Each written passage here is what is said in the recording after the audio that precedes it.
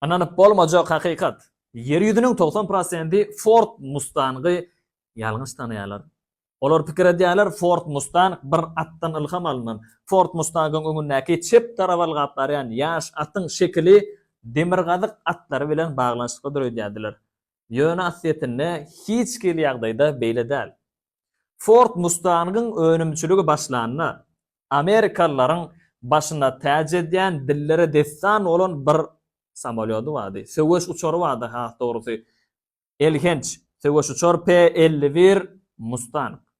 Bul Amerikanyň dürli ýurtlar bilen arasyndaky bolan söwüşlerde Amerikany bir näçe ädim öňe ätmäne we Amerikany şol samolyotlary bilen tanadan bir uçardy. Ford'un iň awraly, iň gymmat dizayneri Phil Clark tarapyndan dizayn edilýän şol maşin maksat P-51'e megdemelli.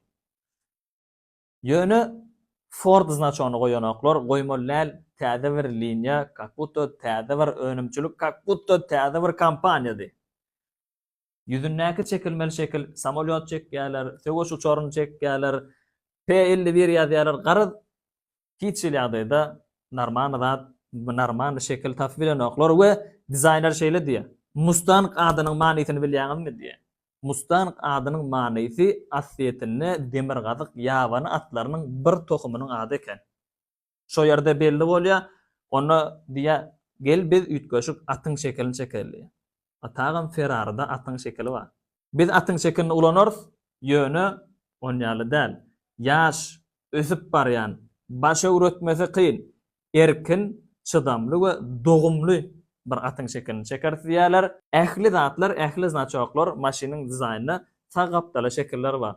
Ford hatlary, gara bir hatlar hemme zat sag taraba hereketlendirýär. Bu ýerde hemme adamlar saga gidýän bolsa Ford çepe gidýär diýip çep gapdala seredýän çepbeki hudojnik tarapyndan çep gapdala seredýän ýaş ýylyň garşytyna çapýan diýen manyda bir atyň şekeli çekilýär.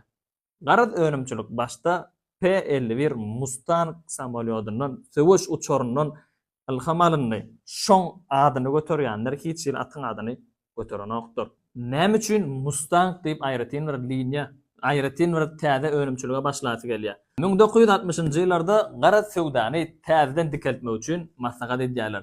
Ýaşlaryň gözünde iki sanak avtomobil modeli ören ýörgünlüdi. Bu modellerden Pony Car we Muscle Car. Pony Car näme size düşündirýän? Biz bilýärsiz, sedan ýene bir zat avtomobillerini edilşonýar bir avtomobilin görnüşi. Pony Car beýikligi ören pelke pesejik bolmaly, sport maşin daşyndan terediňde, ýöne içinde kakbol sportyň tyýalak bir direkler, rüşotlar, ýene bir zatlar 5-6 sanak ramenler ýok.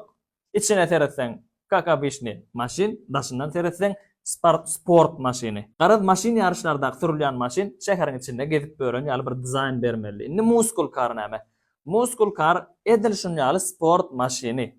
Ýöne bir trenajör zaldan çykýan bir kakoýta bir haýwan ýaly gapdalar zatlary muskul çykyp duran dizayn. Burnu zady uzun, aýratyn bir muskully avtomobil. Muscle Car, Pony Car düşündükmi kak diýen halkyň ýüregindäki dören şol moda, şol bir hüwesi, şo maşinlary bolan hüwesi Chevrolet 1962-nji ýylda Carrera Monza, Chevrolet Carrera Monza avtomobili bilen getirdi we halky hödürledi. Chrysler bolsa 1963-nji ýylda Chrysler Plymouth Barracuda ady bilen bir model hödürledi. Ene şol ikisine meňdeşçe dizayn avtomobiller. Ýaşlar şul maşyny isleg döräp taşlady. Ýaşlar diňe şul maşyny minmeli. Ford kompaniýasy 1960-njy ýyllarda söwda dolu derejede peselýär we Ford kompaniýasyna uly gorky eýelýär. Ford kompaniýasy ýapylaýmagan mümkin. Ringin bu gidişi bilen, ýaşlaryň bul täze islegleri bilen Pony Car we Muscle Car nirelerden çykdy, bu zat näme? Bul soraglar Ford kompaniýasynyň başyna eýelýär we ýygnakda täze bir komanda, täze bir topor döredýärler. Toporyň ady T5. Näme üçin T?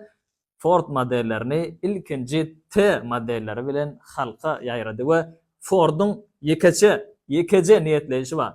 Ford'un sözi bardy.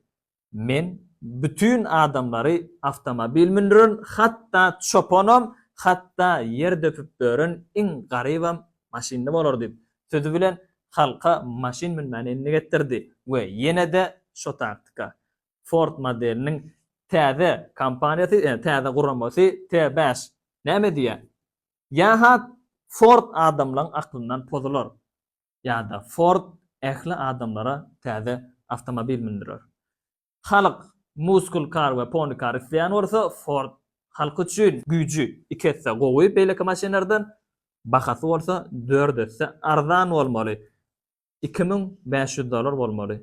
Bul baha näme?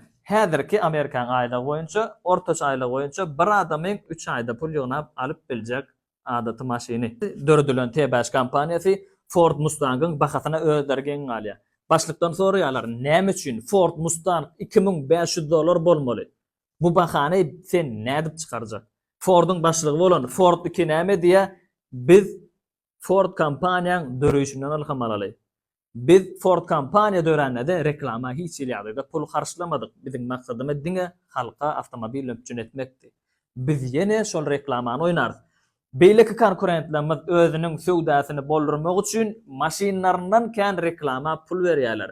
Biz reklama 1 manadan pul bermez, $1 pul bermez. Oňa derek biz avtomobil öndürürüz diye we bir hepde taýýarlyk başlady. 1964-nji ýyl Amerikanyň 4 günjegini magazinden öňünde, parikmaherlaryň öňünde, narmanny okudança jaýlaryň öňünde hemme ýerde Ford Mustang dur, satlykda dur. Aeroportda gidilýän ýoluň bir garasynda ýaban atlaryň saklanýan ýeri, göýe atlaryň agyly ýalak bir şekilde içinde de bir giden Ford Mustanglar düzülen. Toýs şeýle bir zat diýerler-de Ford Mustang minýänmi? Adaty maşinanyň ýanyna maşinany goýma. Sen ýörüýte Mustang üçin niýetlenen agylly goý. Öz maşinlaryny kino düşürýän kino senaristlerine sowgat berýärler. Kemem Ford'un adyny arşa götüren Ford Protoferardy gurrun beripdim.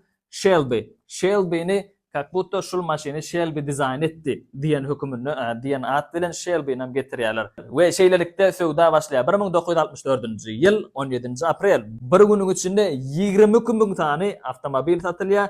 2 ýylyň içinde 1965-nji ýylyň 17-nji apreline bolsa ýam 418 bin tane avtomobil satylýar.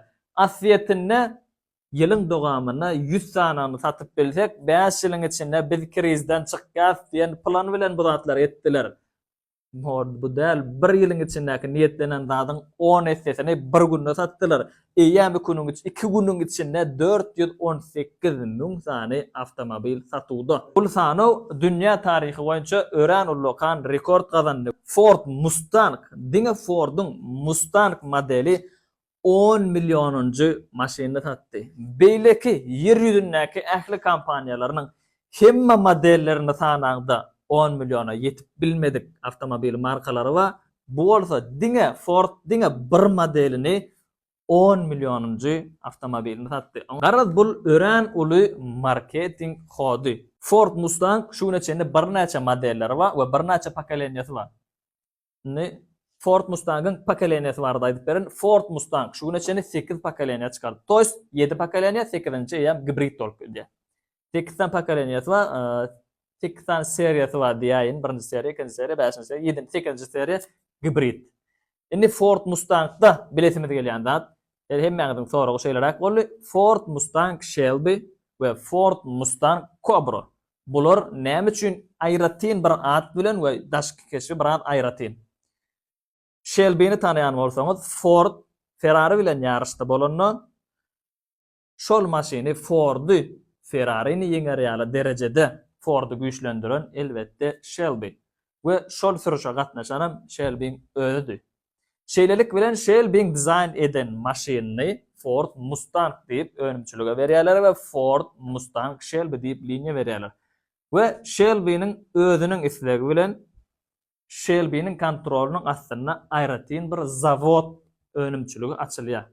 Hemme dizaynlar, hemme zatlar diňe Shelby'nin görkezýän dizaýny boýunça Ford Mustang Shelby'nin ilkinji modeli Ford Mustang Shelby GT 350. 350 adyny heme Shelby'nin prosta aýdan sözi.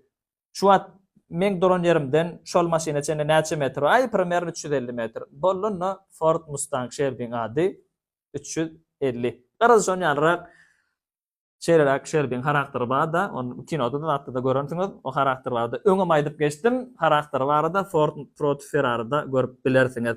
Onu şeydip 350 GT 350 ady geldi. Hödürlenýän zady näme? Shelby şeýle bir awtomobile aşyk, awtomobile komfortda bolmaly.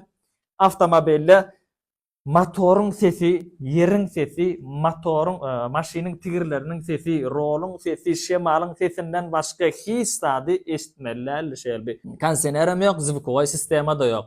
Hiç zat oturdulmadyk. Üşü ıssylaýanmy? Aknoň aç, üşüýänmi? Aknoň ýap, motor seni ýyladar. Karot şon ýalrakdan ıssylaýanmy? Aknoň aç, maşynyň tyglygy seni sowadar. Mustang Shelby GT 500 bar. GT 500 Shelby'ň ölmedinden öňürti iň soňky dizayn eden maşyny. 2012-nji ýyl aradan çykmandan öň Need for Speed kinosy üçin ýürüte dizayn eden modeli we Need for Speed kinosy 2014-nji ýylda halka görmek üçin berilýär. Şol kinoda reklam edilen maşyn ilkinjigede şol kinoda tanıştyrlyş davrasy geçirilýär. Toys Need for Speed kino düşürmek üçin Ford kompaniýasyna giden töleýär. Şu linýany, "Pajasto, men üçin dizayn edip beriň, men üçin ýürüýte bir maşyn dizayn edip beriň" diýip Shelby haýş edýär. Reklam üçin giden töleýär. Ford Mustang barada ähli soralarynıza jogap bermäni başardymmy kam diýen. Soraňyz bar bolsa arkaýyn kommentarda ýazyp bilersiňiz. Ýöne bu ýerde has bir beresim gelýän sorag bar. Indiki videoda pikir edýän bir danna boýuşlary barada ýük maşynlary, traktorlary köne 53 ýene şoňa medes ýük maşynlaryny sürýänlerimiz üçin bir video çekmek isleýän pikiriňe de garaşýan kommentariýada ýük maşynlary barada köpräji kommentariýa ýazsaňyz, naprimер, videoň laýky bir gowja bolsa, indiki videomy nesip bolsa, ýük ulaglary, danna boýuşlaryň maşyn modelleri, bersiniň özüniň bir gyzyk kılja taryhy barada video goýmakçy. Indiki videoda görüşýänçäk, Begnazarov komandasyndan aýrylma.